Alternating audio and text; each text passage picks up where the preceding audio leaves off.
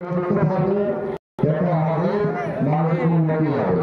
আমরা সেই দিকে খেয়াল রেখে আমরা বেশি বেশি লোকের সাথে মুসাফা করবো এবং সালাম কালাম করবো। এই বিশ্ব শান্তি এইগুলো আমাদের প্রত্যেকেরই খেয়াল করতে হবে। নবীজির একটা সুন্নতকে জিন্দা করতে পারলে বহুত ফায়দা হয়। তো আমরা যারা এখানে এসছি আমরা একেবারে চট করে বাড়ি চলে যাবো না, অন্তত 100 করে লোকের সালাম দেওয়া মুসাফা করার টার্গেট নেই। বলতে মন চাইছে না। আর বাইরে ফুল ছুড়ে ভাই যাবেন না, আপনারা একটু গেটটা দিয়ে মানে যান। এই যে আপনারা মানে পরিশ্রম করেছে বাচ্চারা, এটাকে আপনারা নষ্ট হতে দেবেন না। আপনারা গেট দিয়ে পাসিং করেন, সব ফুল ছিঁড়ে বেরিয়ে যাচ্ছেন।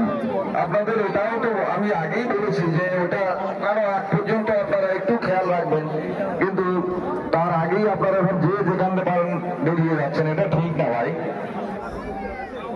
একটু বুঝুন যে বাচ্চারা কত সারা রাত ধরে পরিশ্রম করে এই কাজটা করেছে, এটাকে একটু আমরা রেখে দেই।